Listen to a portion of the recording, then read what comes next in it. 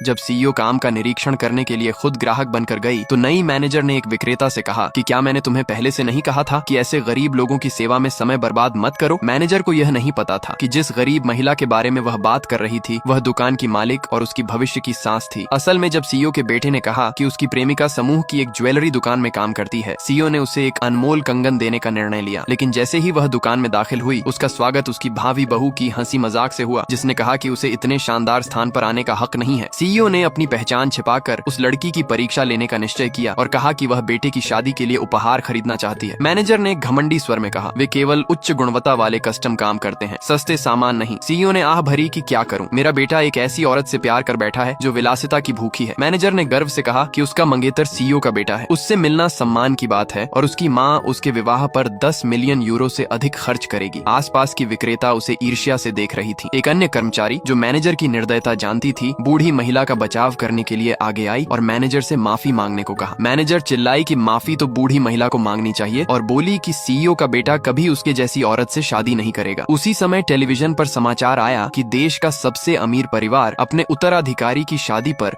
10 million euro खर्च करेगा। Manager ने सोचा कि यह खबर उसके बारे में है और फूल गई। बिना देखा कि स्क्रीन पर चेहरा उसकी ग्राहक का था जो उसके मंगेतर की माँ थी। सीईओ ने दुकान का प्रतीकात्मक आभूषण देखने की इच्छा जताई जिसे उसने उद्घाटन के समय डिजाइन किया था। मैनेजर ने उसे उसके हाथों से छीनने की कोशिश की और कहा कि उसके जैसे गंदे हाथ इतने कीमती गहने को छूने के योग्य नहीं है। तभी धक्का मुक्की में कंगन जमीन पर गिर गया। घबराकर मैनेजर ने तुरंत बूढ़ी महिला पर आरोप लगाया कि इसे उसी ने तोड़ा है। उसने उसका बैग छीन लिया, फिर उस युवा कर्मचारी को थप्पड़ मारा जो ग्राहक का बचाव कर रही थी और उसे दखल न करने का आदेश दिया। गुस्से में मैनेजर ने सीईओ का बैग खंगाला और उसमें केवल एक पुराना मोबाइल फोन पाया। गुस्सा होकर उसने फिर थप्पड़ मारा और कहा कि वह अपने परिवार को फोन करे और नुकसान की भरपाई करे। सीईओ ने अपने बेटे को फोन किया कि तुरंत ज्वेलरी दुकान पर आओ, मेरे पास तुम्हारे लिए एक सरप्राइज है। चिंतित बेटे ने अपनी मंगेतर को कॉल किया कि क्या उसकी माँ दुकान में है। उसने मीठे स्वर में कहा कि नहीं, बस एक बूढ़ी औरत है जो परेशानी कर रही है। फिर हंसी और बोली कि बेवकूफ मंगेतर मेरी हर बात पर विश्वास करता है। तभी सीईओ को समझ आया कि यह औरत उसके बेटे से प्यार नहीं करती, वह केवल उसकी संपत्ति की लालची है। गुस्से में उसने उसकी कपटता और नैतिकता की कमी को उजागर किया। अपमानित मैनेजर ने सिक्योरिटी को बुलाया, लेकिन वफादार पुराने गार्डों की जगह उसका प्रेमी आया। जब उसने बूढ़ी महिला को बाहर निकालने की कोशिश की तो उसने कहा कि वह ग्रुप की सीईओ है। मैनेजर हंसी कि उसकी सास इतनी गरीब बूढ़ी औरत कभी नहीं हो सकती। प्रतीकात्मक कंगन अभी भी जमीन पर पड़ा था। अज्ञानी और घमंडी मैनेजर ने उसे उठाकर फिर जोर से फेंक दिया और सीईओ पर चोरी का आरोप लगाया। युवा कर्मचारी ने हस्तक्षेप किया और उसे एक और थप्पड़ मिला। मैनेजर ने उसे भी चोरी का साथी कहा और अपने प्रेमी को आदेश दिया कि उन्हें सजा दे। उसने मांग की कि बूढ़ी महिला घुटनों पर बैठे और माफी मांगे। सीईओ ने इनकार किया पर वह खुद को बचा न सकी। लेकिन उसी समय उसका बेटा वहां पहुंच गया।